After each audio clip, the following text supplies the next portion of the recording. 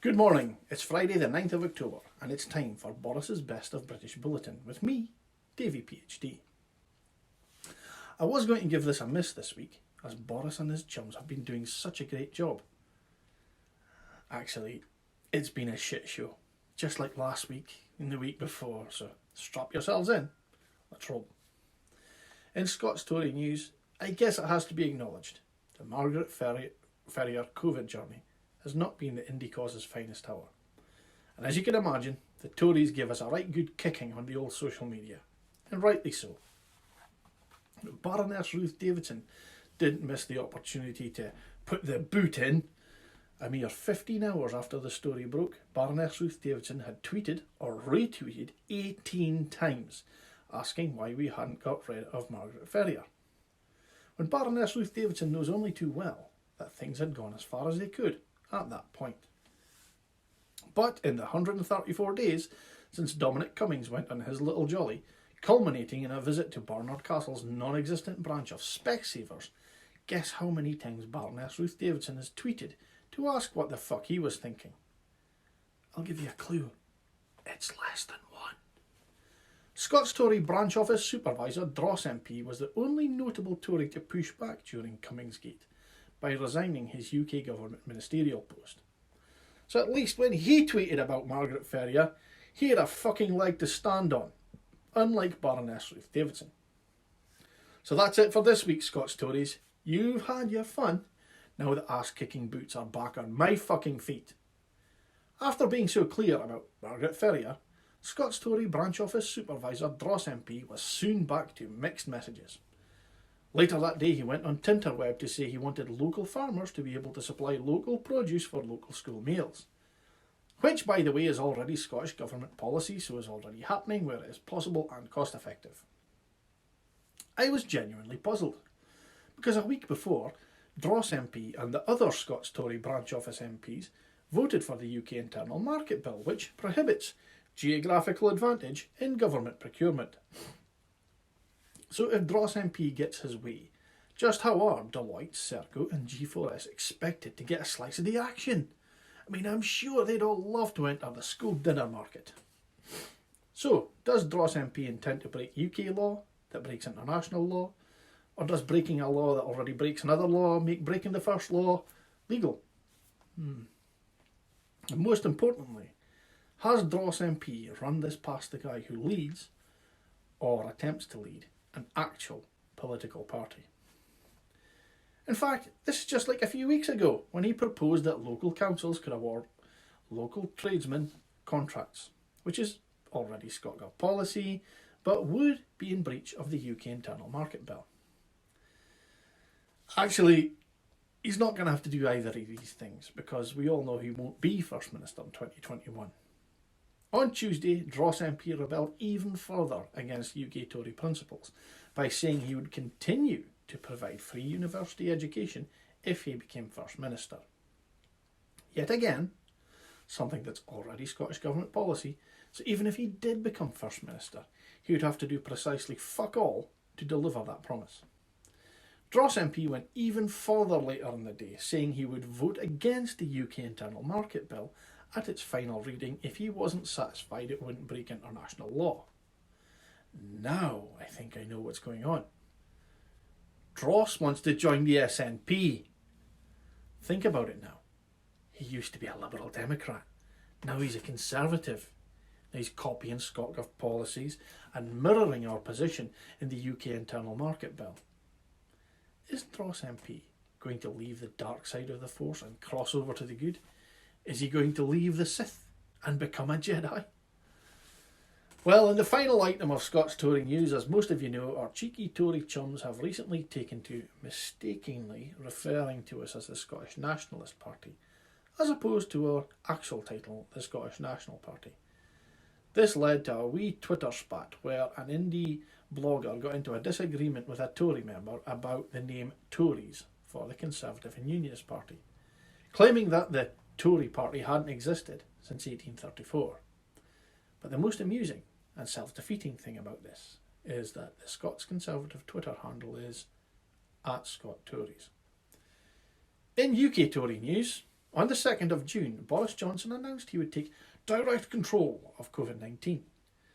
So 125 days later, he couldn't tell us the social distancing rules, how many records had been lost, or explain why 4 different lockdown regimes exist in Greater Manchester alone. Boris Johnson said, "The rules are very simple." Then he got the rules wrong. Then he said, "The rules are confusing." Then he said he'd fine anybody breaking the rules £1,000. Then his dad broke them. Then Boris immediately didn't fine him a penny. This week, his own dad broke the rules for a second time, then a third time, and nothing happened. In March, Rishi Sunak, the nicest Tory, said nobody will go hungry as a result of coronavirus. This week, Sunak rejected calls to end cuts to benefits for the poorest 300,000 children. A report found the Eat Out to Help Out scheme cost £500 million and didn't do a single thing to improve the economy of the UK's hospitality sector. However, it did help to double the number of infections, although the government had temporarily forgotten how to count, so didn't notice. As infections spiked, the government briefly woke up and introduced local lockdowns, but predictably the local councils responsible for implementing the new plans were given literally 5 minutes warning and no additional resources whatsoever. It was revealed that absolutely not a single penny of the £1.58 billion Arts Rescue Plan announced to great fanfare in July has actually been handed out to artists or venues relying on it. So unsurprisingly, the country's largest cinema chain had to close, costing 5,500 jobs. But thankfully, Work and Pensions Minister Therese Coffey was on hand to reassuringly tell them they could all become care workers, with very little training. Slight problem. In June, the government froze millions in funding for training care workers. Over 80 Tory MPs have confronted Boris Johnson this week, concerned about the increasing length of his shortcomings, and demanded a say in future policy. Then they voted for the Internal Market Bill, which removes their say over future policy. The EU, the other signatory to the withdrawal agreement, launched a legal action to stop the UK breaking it. The UK now has 3 months to resolve this case, so we can get a trade deal. An Argentinian-UK trade dispute has been ongoing since 2012, so that's a bit more than 3 months. All of this is, of course, to let us get on with Brexit, primarily judging by the rhetoric so we can save our fish, which must be why this week heroic Boris Johnson, our very own Sir Plankton Churchill, quietly gave away our fishing rights for another 3 years. It was revealed that financial services businesses operating in the UK have relocated $1.6 trillion in assets to the EU prior to the Brexit deadline. For context, the UK's GDP is $2.8 trillion. Fairly simple maths. I don't need to point it out to you. It was revealed that UK data about terrorists and serious criminals would legally have to be deleted in the event of a no deal, because it would become illegal for the European Union to share that information with us. So, no deal will mean we will not be able to track terrorists. To avoid import tariffs on car parts, we spent this week attempting to pretend Turkey was actually British. Sadly, the EU own a map, so yeah, we're paying tariffs on car parts. The car industry said this would mean $100 billion in losses and would be catastrophic. Fortunately, this week the government admitted it is preparing finances to support around 4 million unemployed for a significant period of time. The maximum unemployment benefit is £74.35 a week. However, whilst preparing for mass unemployment, the government doesn't see much value in spending a penny saving jobs in the £12 billion arts and culture sector. Well, who needs London to remain a major global destination for millions of tourists who love our arts and culture? A report found that trust between ministers and staff is being severely eroded by a 7-month delay in the bullying inquiry into Home Secretary Priti Patel. She then made a speech in which she voluntarily opted to define herself as opposite to those who do good. Still at a loss just as to what to do with all the asylum seekers coming to the UK, the still strangely alluring Home Secretary, Priti Patel, has been kicking around a few ideas on how to deal with them. She genuinely suggested we build machines to generate massive waves and drive them all back into the sea. The use of decommissioned oil platforms and old ferries was also discussed. Also, depositing them on remote Scottish islands was ruled out as the locals would be too welcoming. Now it seems they'll be deposited on Ascension Island, a British territory with an airbase in the mid-Atlantic.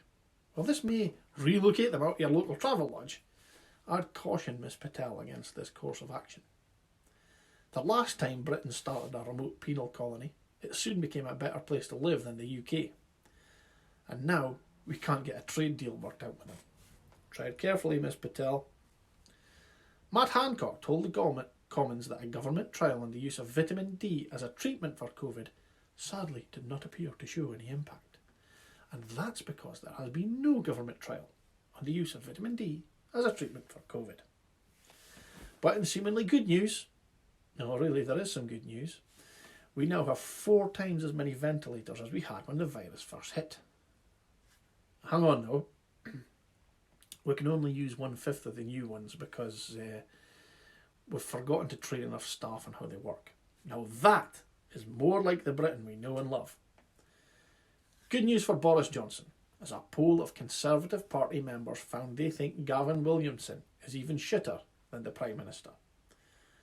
The bad news is they think every other Conservative MP is better than the Prime Minister, and only 28% of them think he's up to being Prime Minister. That's Conservative Party members. Of course, 100% of SNP members are saying this prior to the general election. But in the wise words of Morpheus Sturgeon, it was revealed that 5 years after Tories pledged to end money laundering with the announcement there is no place for dirty money in Britain, absolutely no action has yet been taken and the legislation has been gathering dust since 2015.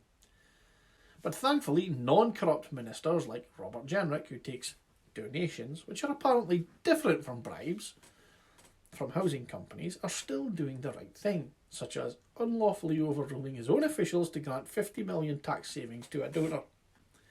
Human spork Matt Hancock rushed out to say NHS Test and Trace are working hard, neglecting to mention the slightly awkward truth that NHS Test and Trace is not run by the NHS, but by a private business under the guidance of the effortlessly terrible Dido fucking Harding. Oh, and Matt Hancock takes donations from the horse racing fraternity, and somehow the highly profitable Cheltenham Festival was excluded from the early lockdown. The former chief scientific advisor said the Cheltenham Festival probably helped to accelerate the spread of the coronavirus.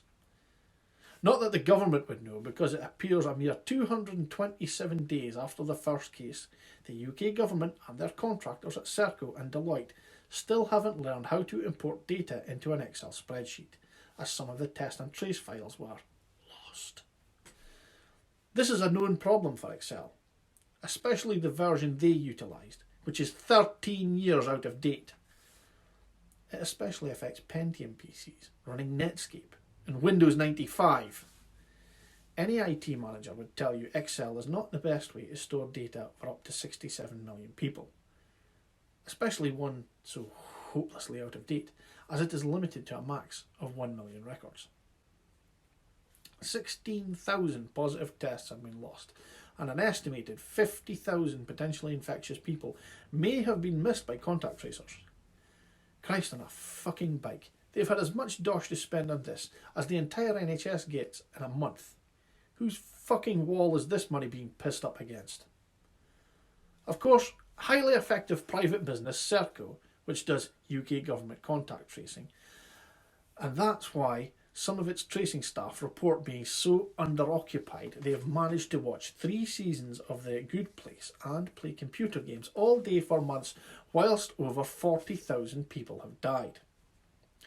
Meanwhile, Deloitte, who the UK government pay to run a similarly efficient national test and trace programme that doesn't work, have been caught out simultaneously selling a programme which does work to local councils. Of course, it's time for my weekly reminder that the Scottish Government is tracking and tracing at well over 90% using an app which actually works and costs 15 times less than the UK version, also using our actual NHS and local health authorities, and crucially, managing to do this without giving any lucrative contracts to any political donors whatsoever. Possibly to distract from this, Health Minister Lord Bethell rushed out to claim COVID-19 would make us as proud as the Olympics. COVID-19 has killed about as many people as you can squeeze into an Olympic stadium, so maybe that's what he meant. A quick detour into the magical spinning world of gaff hamster Lord Bethell. Last week he tried to distract the government from the student cock-ups by claiming that COVID-19 was predominantly caused by late night intimacy and not by, for example, Serco and Deloitte failing to do what the UK government pays them a fucking fortune to do. Earlier, Bethell tried to distract from government A-level cock-ups by claiming that failing his own A-levels didn't prevent him from hustling his way to a lofty position. Of course, he momentarily forgot that the hustling involved was waiting for his dear old dad, the fourth Lord Bethell, to die. Great hustling there, sir. In the interest of balance, I always try to find supportive and approving comments about Boris Johnson from starstruck anonymous Tory MPs. And this week I have an embarrassment of riches. This one says, Boris Johnson genuinely doesn't give a flying fuck what the policy is. He's never done the homework, so he doesn't know anything. There really is no point in talking to the Prime Minister about policy at all. Another goes on. It's like Carry On Coronavirus, with Boris Johnson as Sid James and Matt Hancock as Kenneth Williams. And another. I find myself bewildered at the clownish lack of professionalism in Downing Street. Another goes on, if you drop something which is entirely ornamental, meaning Boris, it tends to lose its appeal. And finally, we've gone from eat out to help out to drink up and piss off. Folks, thanks for watching. Please remember, this is satire. It is all based on verifiable facts, but it is satire nonetheless. I hope you enjoyed the video. Likes are good, so click that like button. But if you know any unionists, please share it with them. You'll either convert them, or you'll piss them off. Either is a result. Enjoy. DaviePHD.